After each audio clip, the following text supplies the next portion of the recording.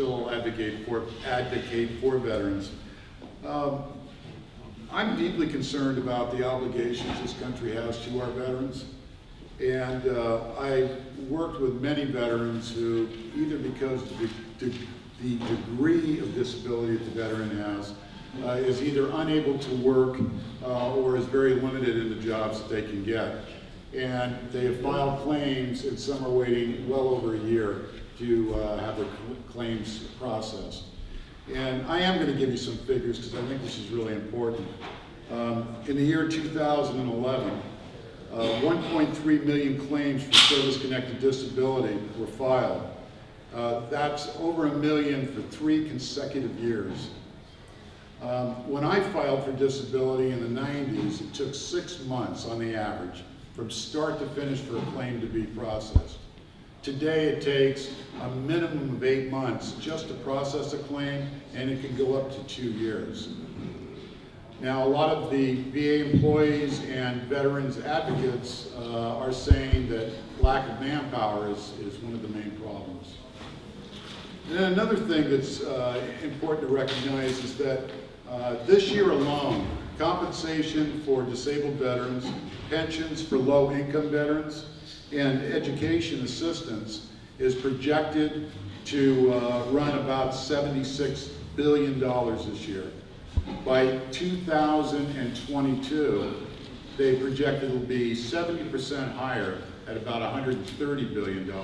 And I'm not even counting the cost of medical care for veterans. So needless to say, the money that they're putting into the military budget could really be better spent for the obligations that we have to our veterans. Thank you.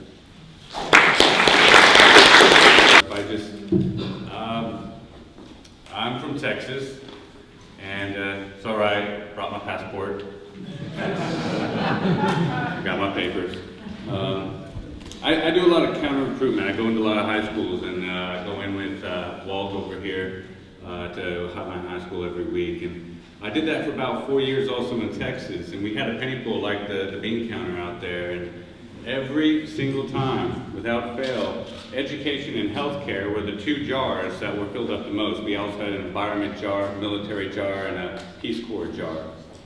And I was just, the message we're trying to send to the kids is, you have a voice, participation, civic duty, dealing with what our choices are to make this country what we want of it. And just imagining that world if the high school students voted on our budget rather than the missing participants in these chairs.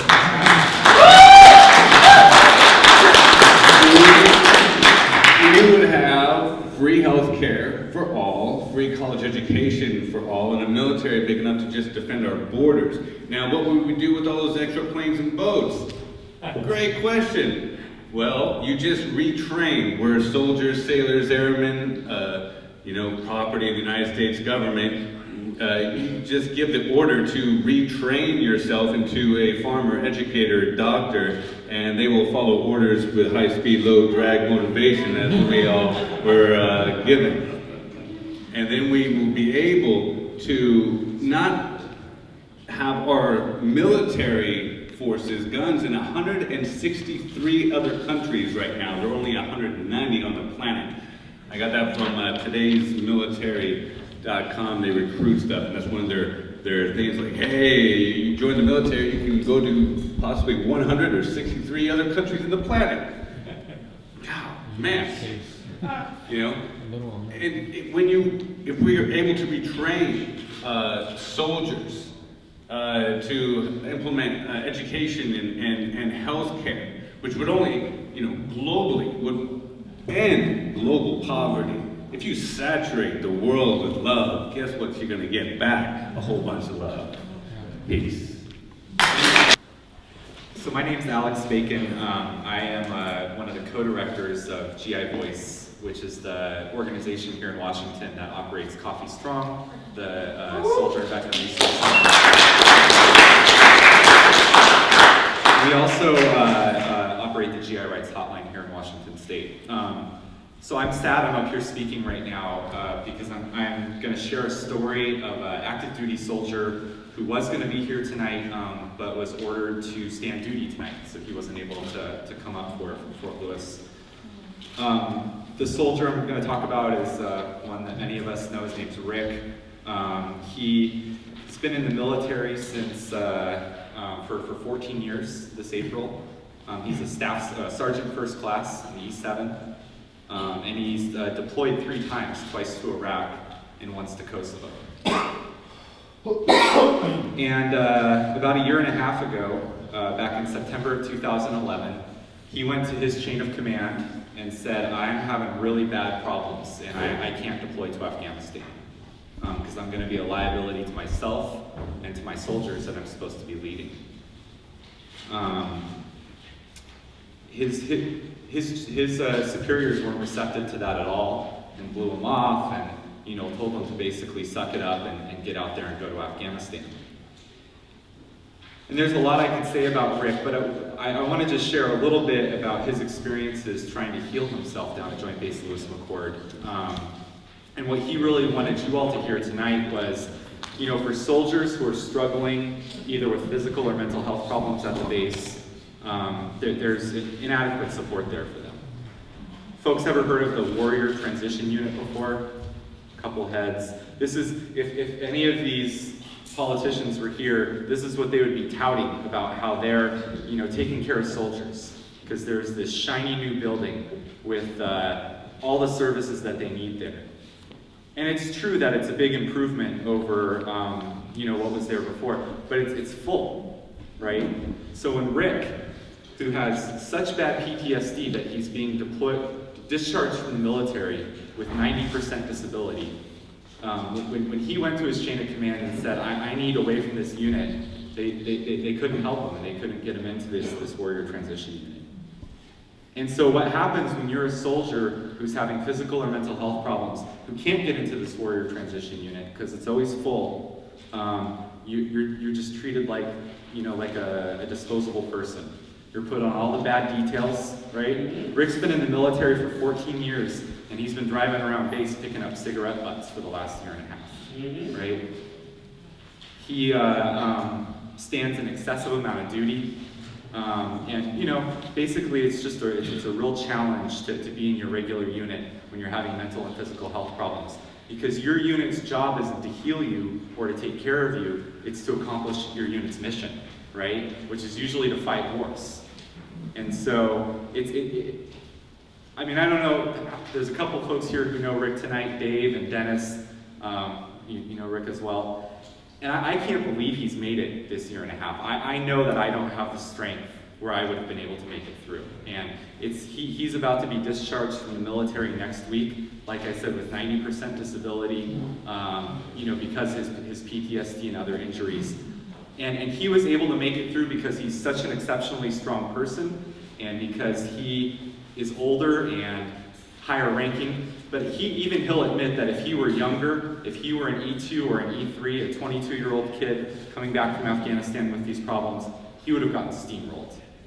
And he would be out of the military now, and he would probably have a bad discharge, and he wouldn't, be in a situation where he's going to be able to heal.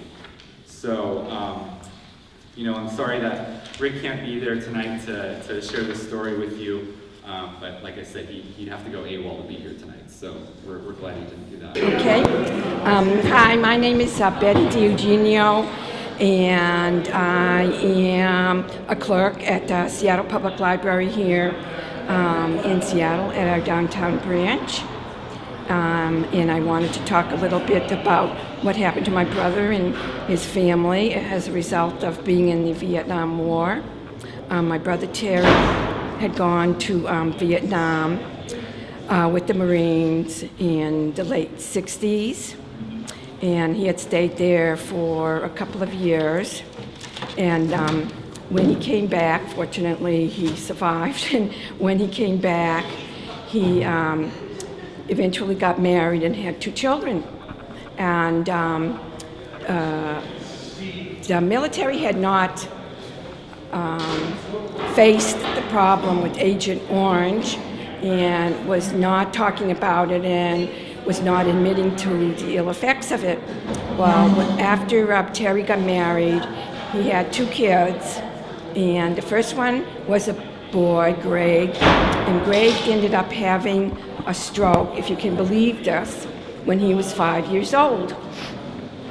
And the military, of course, was still not admitting to the effects of Agent Orange. But Terry had been in an area where there was a lot of Agent Orange used. And then his Gregory's sister, younger sister, ended up developing blood disorders, and she ended up in the hospital, and we suspect that was also connected to Agent Orange.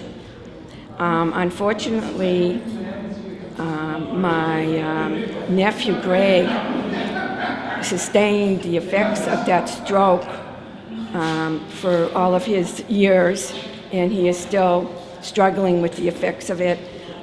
Even though he was very young when he had it happen, it was very much a lifelong problem that he still has to deal with. And what bothers me is that the military was not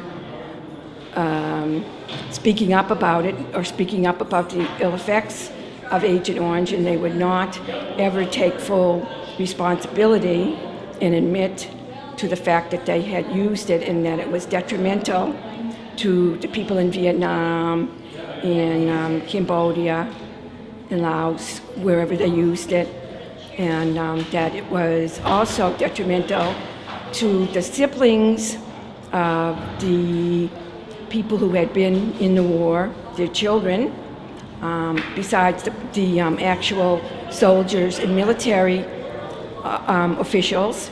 And they never really fessed up to all of it. And I think it was incredibly dishonest of them to do that.